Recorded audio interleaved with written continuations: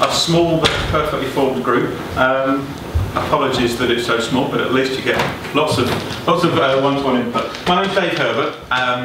My background is in secondary drama teaching. I've head of drama for about 9 years, and then lastly I was an advanced skills teacher. For the last 2 years I've been weaning myself away from the classroom into freelance work, and now I work 3 days a week at CapeUK. This is my colleague Drew Rowlands, with him my job short, who will give us a bit of an overview of what Cape is, what we do. Yes, I'm really here just as the eye candy, because Dave will actually do the workshop with you. So, I've been in schools for 25 years. I know I don't look old enough, thank you very much. But started off as a drama teacher, became a local authority consultant, then I became an assistant head teacher, and then 5 years then an advanced skills teacher, then 5 years as a vice principal in a secondary school in Warrington. 12 months ago, I got a job as a head teacher out in Dubai of a primary and a secondary school. Everything went pear-shaped on my way out there, so I ended up having to turn it down. So I ended up writing a book instead, which got published in January. Tales of an Ordinary Man. It's on Amazon. It's very cheap. Tales of an Ordinary Man. I'll say it 3 times. Tales of an Ordinary Man, because nobody's writing it down. But anyway, so it's there. It's on Amazon if you want to buy it. I became aware of CapeUK around about 1999, because CapeUK were very much around creativity and learning and trying to research and make evidence for it. They were the body behind creative partnerships that ran in schools between 2001 and 2011 that created a lot of evidence. But then the most recent government got in 2010, and I think that we are having to make that case again. And so Dave and I are very much around the idea of working in Yorkshire and Humber as part of the CapeUK, the bridge organisation for the Arts Council. So we advocate for Artsmark and Arts Award, but we are also trying to drive research into the arts and creativity to prove that they can impact on learning, both in terms of attainment and progress, but also in terms of art for art's sake, in terms of development of the child, as well as their impact on attitudes and learning and behaviour, etc. So the way that we will be doing, we've only just started with Cape, so the way that we will be doing as we move forward is very much around that agenda. I'll shut up now and it's over to you. Thank you very much. So partnerships, creative partnerships obviously is a historical thing now, but we're still very much trying to advocate for partnerships within education, and that's primary, PRUs, sixth form colleges, secondary, whatever it may be. So before we start, what kind of partnerships do we already work in? What experience do you have of partnerships? We're a small group, so I feel we can share. What kind of partnerships are you already involved in your teaching lives? I produce Northwest Drama, and we run the Children's Shakespeare Festival, so we work in partnership with the Royal Exchange and the Lowry, Liverpool Playhouse, next year West Yorkshire Playhouse as well, and we bring large numbers of primary school children into the theatres to perform on the main stages. But it's more about the scheme of work and the skilling of the teachers to become sort of, more prolifically drama for learning practitioners than they are just class teachers. That's really what we do. So I'm just really interested in ways of developing that. Really, we're running a time travel festival this year around the First World War for the next 4 years in the Imperial War Museum we're working with. But I'm really looking at developing more formalised partnerships. We've got the Royal Exchange in partnership, but it's just quite how we enter into, the theatres know the value of our work, and that's why they do it. Because, the schools, and we have schools of return every year. We're now at the point of perhaps formalising the partnerships a bit more with the theatres in terms of their engagement, their participation in things. Great. He's not a plant, by the way. I wasn't. Great, are we off then? Let's do that, that's fine. What about other partnerships that may not be nearly so kind of developed as those? What other partnerships are you already working in education? It's an interesting question, isn't it? I work at a school in Ellen near Halifax, and we're setting up not so much partnership, but links with Dean Clough, building in artists and in there, artists coming in and out and things like that. So. Great. It's a strange question, isn't it? That it's a very isolating job, teaching. I found, particularly as a drama teacher, in the last 2 years, as happens elsewhere, the curriculum has shrunk, the provision has shrunk, and for the last year, I don't think I spent any time with any drama colleagues. I would literally felt like a freelance. I'd come in the morning, only taught 2 days a week. I'd come in the morning, spend all my time with students, and then I'd clear off again. And then that happened week after week after week. So the idea of partnerships was something quite sort of alien to me. I'm just going to give out a couple of these things. This is going to position you as either a teacher or an artist or someone working in an arts organisation. I'd just like you to spend a couple of minutes with the person next to you. I don't know whether people that are sat alone could pair up and just see whether there's a way of using your role on the card here to find some kind of way of finding a partnership, a project that could happen in a school. So the first one, for instance, says you're a secondary maths teacher. Last year's GCSE results were disappointing, so you're under pressure to ensure better than expected progress from all students.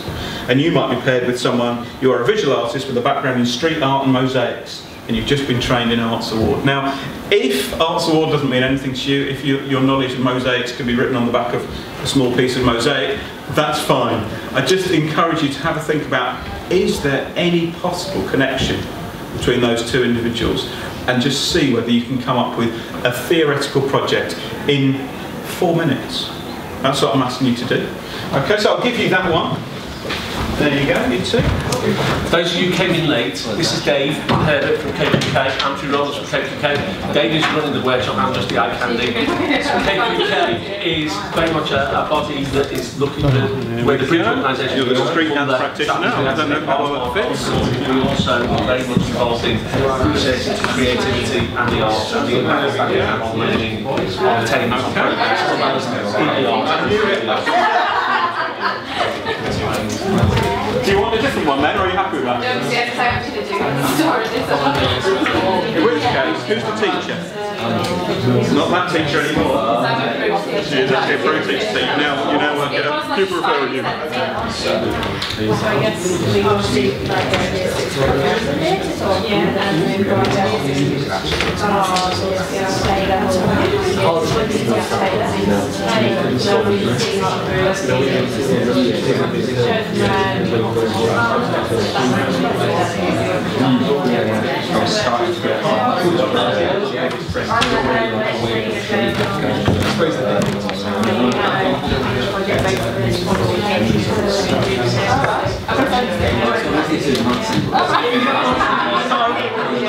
I'm Dave Herbert, I'm running the section with my colleague down there, and just started discussing kind of challenges with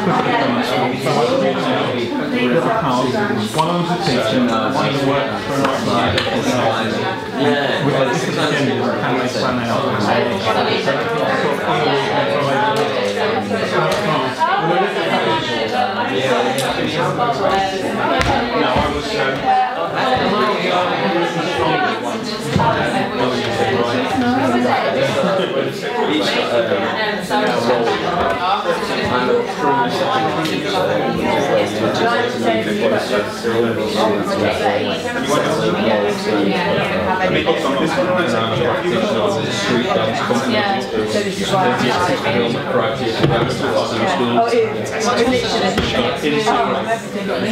I'm a trained art teacher, I've taught 5 years of media studies as well.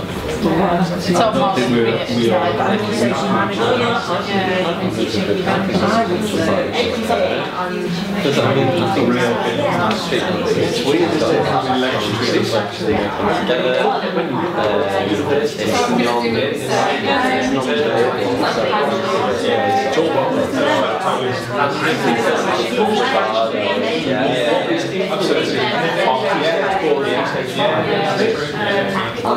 Okay, ladies and gentlemen, can I bring you back?